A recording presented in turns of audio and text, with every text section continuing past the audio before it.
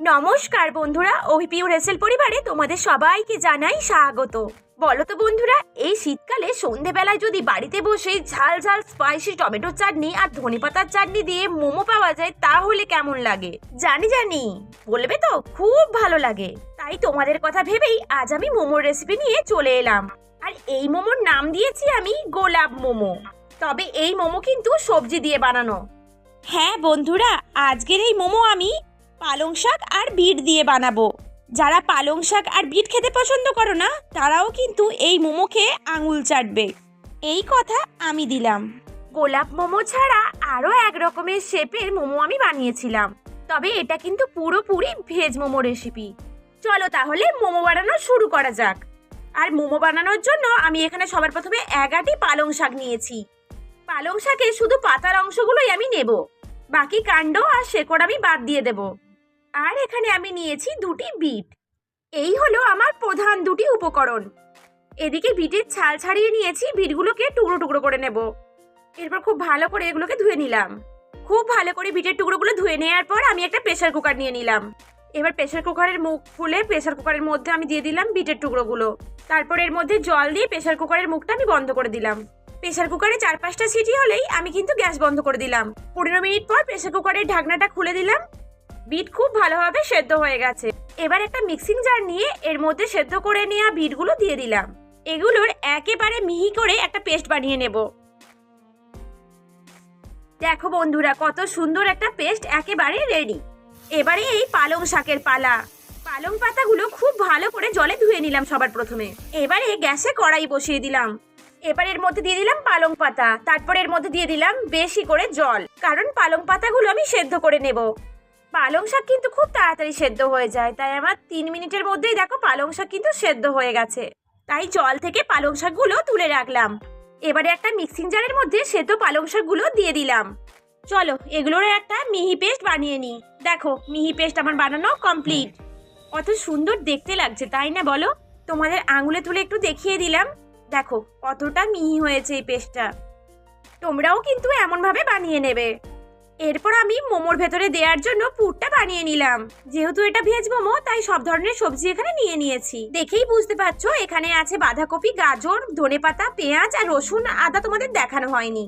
এখানে দেখো আমি বাঁধাকপি আর গাজর একেবারে ছোট ছোট করে কুচিয়ে নিয়েছি। এত সবজি ছোট ছোট করে কুচিয়ে কাটা কিন্তু খুবই কঠিন ব্যাপার, তাই এই কাজটা একেবারে সহজ করে নেওয়ার জন্য তোমরা চাইলে আমার ভিডিও স্ক্রিনের উপর দেওয়া লিংকে ক্লিক করে ভেজিটেবল চপার বক্স কিনে নিতে পারো। তাহলে খুব সহজেই ছোট ছোট করে এইভাবে সবজি কেটে নিতে পারবে, সময়টাও অনেক বেঁচে যাবে। এবার 2টি পেঁয়াজ আমি কুচিয়ে নিয়েছিলাম, সেটা দিয়ে দিলাম। এরপরে দিয়ে দিলাম একেবারে ছোট ছোট করে কুচিয়ে নেওয়া আদা কুচি 1 চামচ আর রসুন কুচি 2 চামচ। এরপরে দিয়ে দিলাম বেশি করে ধনেপাতা কুচি। এবার দিয়ে দিলাম 2 চামচ গোলমরিচ গুঁড়ো। এবারে আমি এর মধ্যে দিয়ে দিলাম 4 চামচ সয়া সস। এবারে দিলাম 1 চামচ লবণ। সয়া সসে যেহেতু লবণ থাকে তাই কিন্তু লবণের পরিমাণটা কম দিতে হবে। আর খুব ভালো করে চটকে এগুলো মেখে নিতে হবে।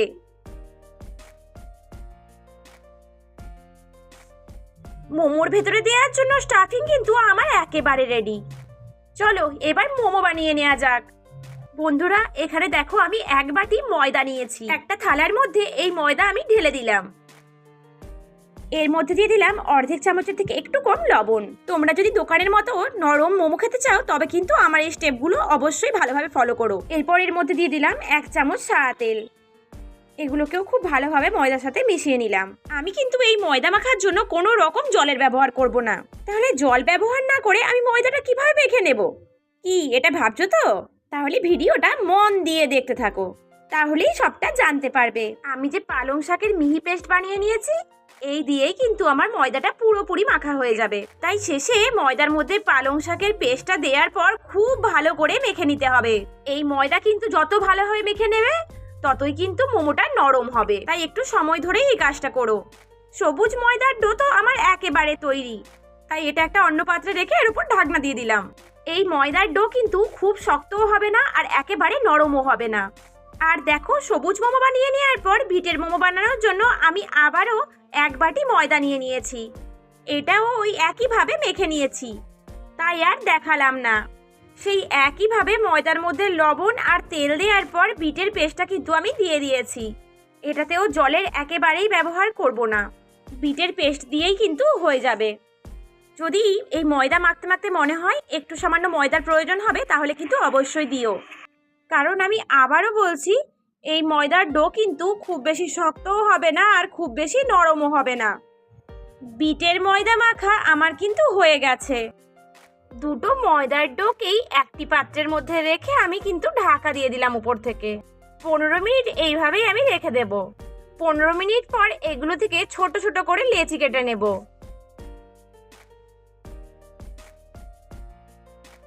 এইভাবে এক এক করে সব লেচি আমি তৈরি করে নেব। এবারে চলো এটা থেকেও আমি লেচি কেটে নিই।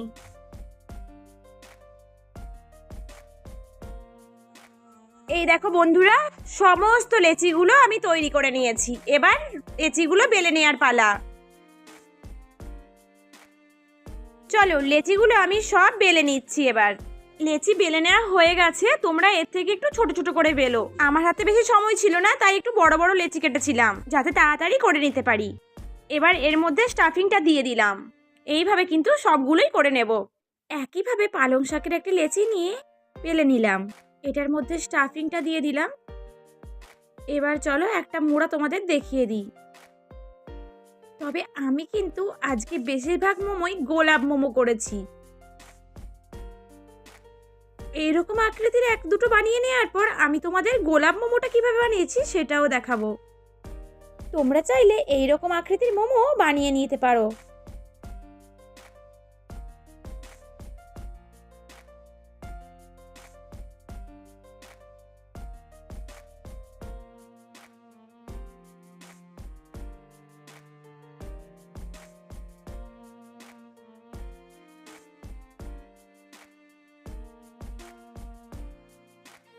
এই দেখো মোমো আমার একেবারেই রেডি।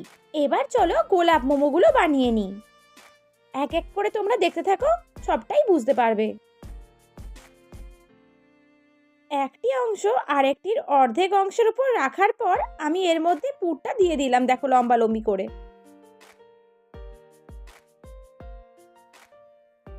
এবার দেখো আমি এগুলোকে কিভাবে মুড়ে নিলাম।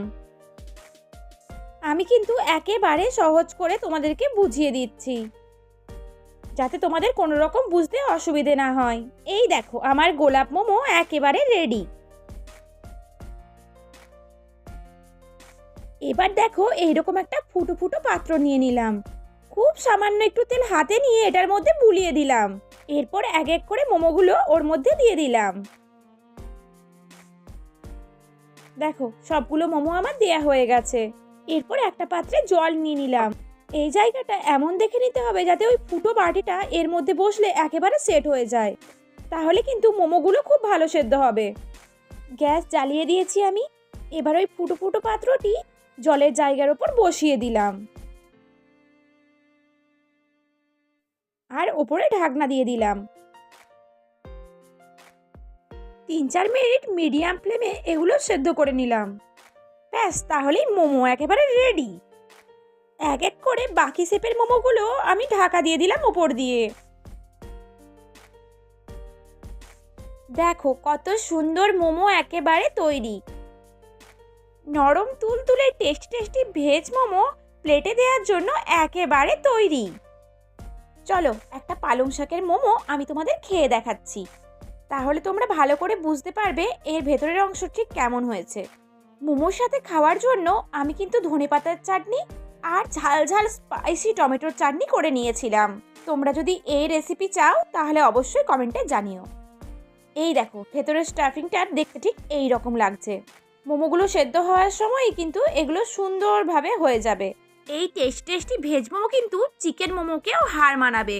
তাই সবাইয়ের কাছে অনুরোধ রইল, আমি যেভাবে বানালাম মোমো ঠিক সেইভাবে বানিয়েও খেতেও ভালো লাগবে আর নরমও হবে। এই মোমোর ভিডিও তোমাদের যদি ভালো লেগে থাকে তাহলে প্লিজ লাইক, শেয়ার, কমেন্ট এবং সাবস্ক্রাইব করে দিও। আর সাবস্ক্রাইব করার পর বেল আইকনটি ক্লিক করে অল নোটিফিকেশন অন করে দিও। সবাই খুব ভালো থেকো, সুস্থ থেকো। টাটা।